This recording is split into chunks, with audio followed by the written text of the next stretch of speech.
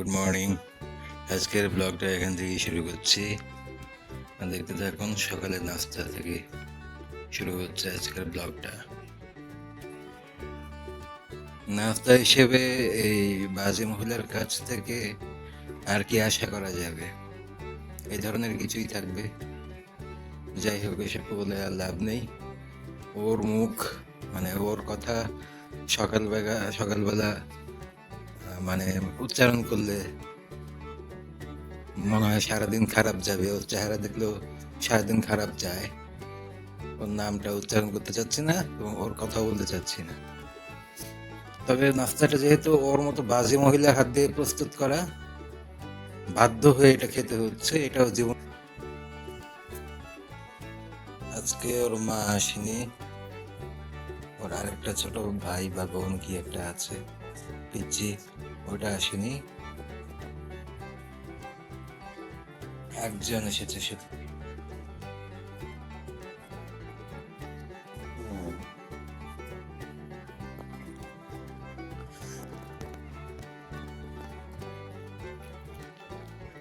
এই অর্ধেক ডিম দিয়ে এই পোড়া খড়খড়ে শুকনো রুটি কোনো মানুষের বাচ্চা খেতে পারে না। তার হাজবেন্ড ওয়াইফ তো ফ্রোজেন পরোটা খাবে, তার তোর দুনিয়া সম্পর্কে আইডিয়া নেই। আমাদেরকে এইসব বিষক্রিয়াযুক্ত খাবার খেতে হয়। এই যে চাবাচ্ছে, গলা দিয়ে যাচ্ছে না, কি করবো? বাজারের মহিলা তো, এরা তো ভালো ফ্যামিলি থেকে আসে নাই, বস্তি থেকে উঠে আসছে। এগুলা নোংরা নর্তকীর মতো। এদের কাজ হচ্ছে মানুষকে জ্বালানো, মানুষের হাড় মাংস চিবিয়ে খাওয়া। কারণ এদের শরীরে তো কোনো কিছু লাগে না। অমানুষ জানোয়ার।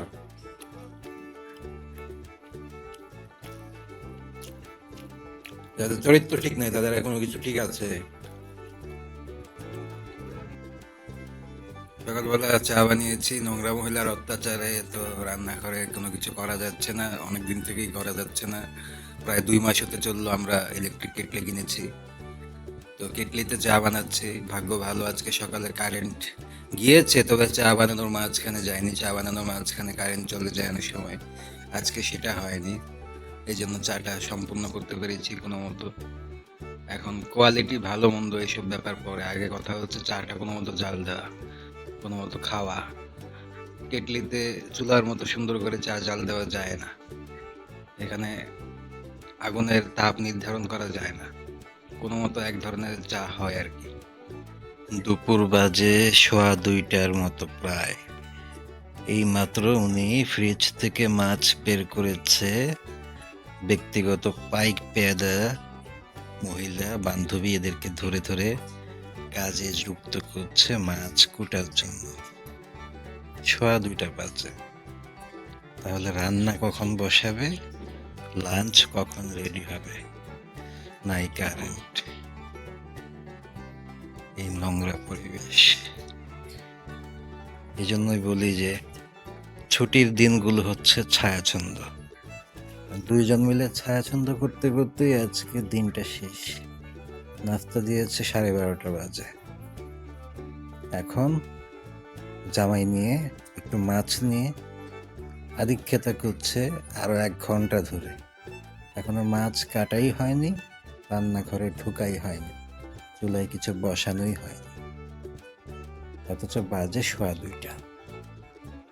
এর আরো 10 মিনিট সময় লাগবে। ফ্যানের বাতাসে উন্মুক্ত করে ভালো রাখতে 10 মিনিট। স্বাভাবিক মানুষ খাইতে পারবো এই ভাত গরমের দিনে?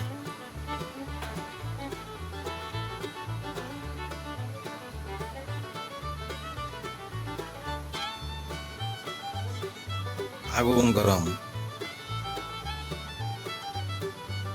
ওইখানে কোনো তরকারি আছে? কিছুই নাই।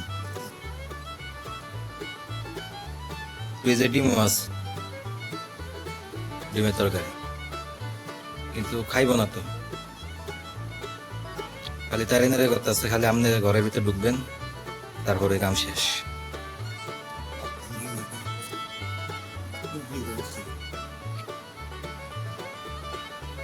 শিশির সাহেব দেখছে বলে প্যান্ট পিনতে হন্তদন্ত হয়ে যাচ্ছে। শিশির দেখছে বলে দূরের থেকে যাইতেছে, তখনই তো বুঝছি যে বিশেষ মিশন আছে আজকে।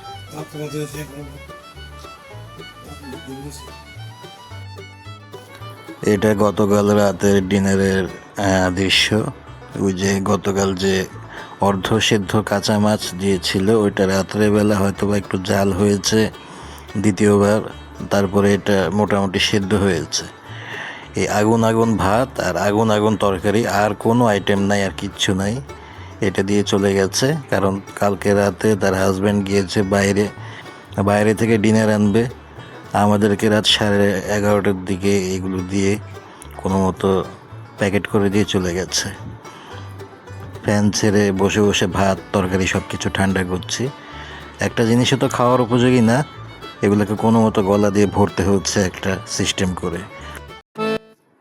অবশেষে আজকে দুপুরে যে লাঞ্চ 4টার দিকে সেটা তৈরি হয়েছে। আব্বু ডেকে দিল খাওয়ার জন্য। গিয়ে দেখি টেবিলে পড়ে আছে শুধু একটা তরকারি, আর কিচ্ছু নাই।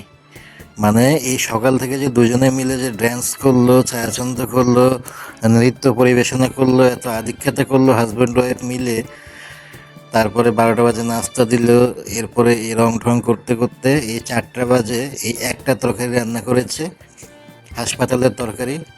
এটা দেখেই আমার কেন যেন জন্ডিসের রোগীদের কথা মনে হচ্ছে, জানি না।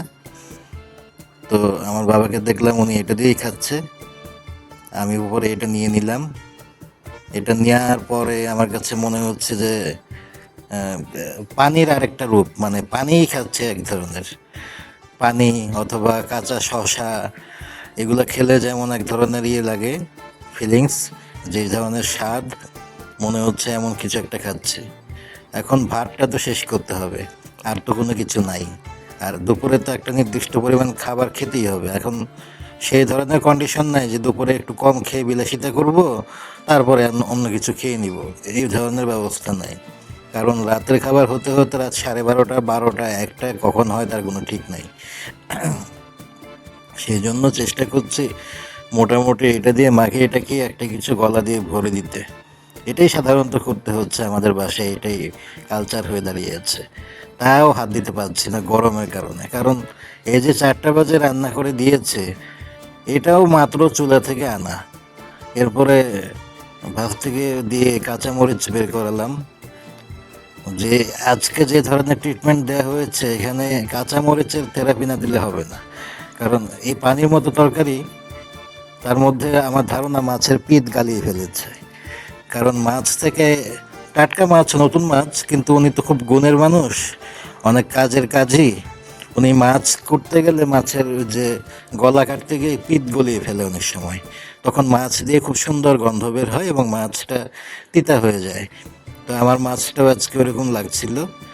এই দুর্গন্ধ দূর করার জন্য এবং তরকারির স্বাদ বৃদ্ধি করার জন্য 3-4টা ঝাল ঝাল কাঁচামরিচ একসঙ্গে মাখিয়ে নিলাম। আমি জানি যে আজকে আমার কোনো রক্ষা নাই, আজকে কপালে ঘোর শনি আছে। এটাকে কোনো একটা ভাবে ব্যবস্থা করতে হবে, একটা সিস্টেম করতে হবে।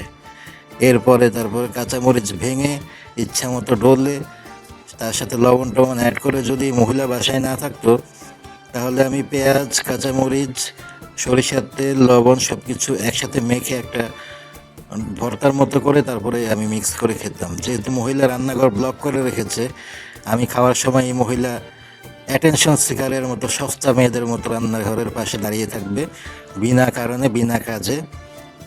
ওই জন্য কিছু করতে পারলাম না, এটাই খেলাম কোনো মতো।